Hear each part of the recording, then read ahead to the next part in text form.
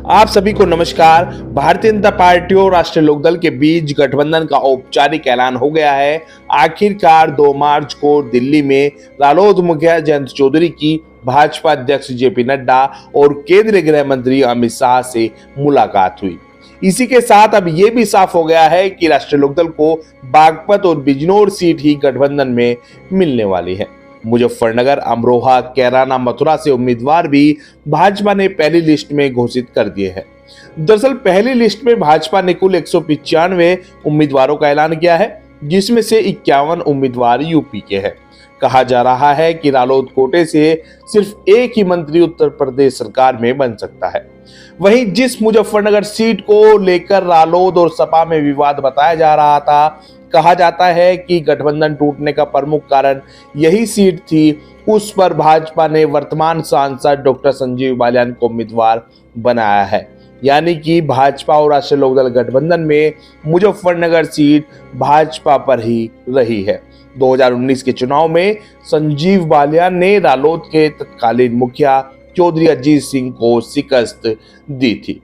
सपा रालोद गठबंधन में जब मुजफ्फरनगर सीट सपा पर रहने और रालोद के टिकट पर सपा उम्मीदवार के चुनाव लड़ने की चर्चा चली थी, तो रालोद की ओर से क्या क्या बयान आए थे वो भी सुनिए। तो मैं आप लोगों के बीच में एक बात स्पष्ट रूप से कहना चाहता हूं, ये जनपद लोकदल का जनपद है, लोकदल का था, लोकदल का रहेगा और इस जनपद में लोकदल का ही मेंबर ऑफ पार्लियामेंट जनपद मुजफ्फरनगर की लोकसभा से चुनाव लड़ेगा। तो निश्चित जनपद मुजफ्फरनगर में मेंबर ऑफ पार्लियामेंट लोकदल का लड़ेगा और नलके के निशान होगा। आप इस बात से निश्चिंत रहिए। मैं संबल की बात बता दूं, वहां से क्या रंगा बैठा लखनऊ में बता रहे हैं उसका धरा कलेश के, यह सीट लोकदल की है, परमानेंट लोकदल की, और लोकदल की रहेगी। इसे कोई हटा नहीं सकता, और जो इसे कोई हटा भी देगा उसकी जड़ी जय बोल देंगे। दिल्ली ग्रंथ से पहले हम चैलेंज कर रहे हैं इस बात को, है भाई, बिल्कुल संभल ही रहेगा लोकदल का नलके का। प्रत्याशी तो सपा वाले रहेंगे जो लोग नहीं, सपा वाले प्रत्याशी क्यों रहेंगे? हमारे प्रत्याशी होंगे, हैंडपंप के चुनाव पर लड़ेंगे। और यहाँ तो मैं आप लोगों को गारंटी दूं कि यहाँ सपा का नहीं, यहाँ तो राष्ट्रीय लोकदल का प्रत्याशी होगा। राष्ट्रीय लोकदल ही का चुनाव चिन्ह होगा। नहीं, कार्यकर्ता सिंबल पर नहीं, कार्यकर्ता लोकदल का होगा, लोकदल के टिकट मिलेगा। मैं गारंटी देता हूँ इस बात की, कोई सपा का कैंडिडेट नहीं होगा। जो लोकदल का कार्यकर्ता होगा वो चुनाव लड़ेगा।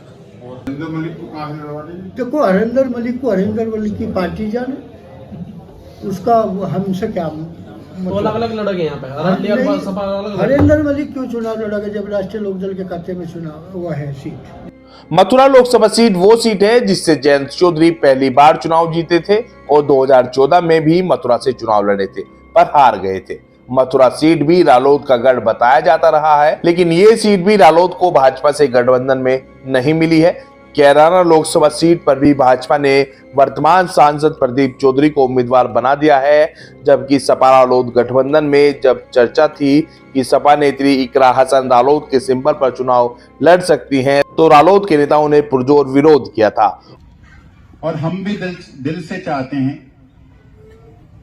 कि क्योंकि 7 सीटें हमें पता चला है कि जो है गठबंधन में हमें मिली हैं, और ये सच्चाई है। अगर इन 7 सीटों पर भी हम लोग नहीं लड़ेंगे तो और कहां लड़ेंगे? और ये सीटें मान लें अगर कैराना, बागपत, मुजफ्फरनगर, अगर यहां भी लोकदल नहीं लड़ेगा तो क्या पूरब में जाके लड़ेगा? और मुझे बड़ी खुशी है